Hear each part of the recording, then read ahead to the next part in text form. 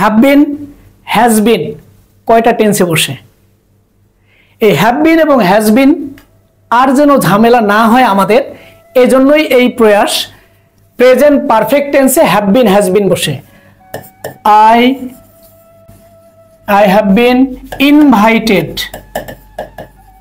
I have been invited. Present perfect tense A have been has been এর পরে যদি ভার্বের past participle থাকে invited, have been has been এর পরে যদি past participle থাকে তাহলে present perfect tense, R have been has been এর পরে যদি past participle না থাকে ভার্বের সাথে ing থাকে তাহলে present perfect continuous tense. I have been reading this book. I have been reading this book since morning. Since morning.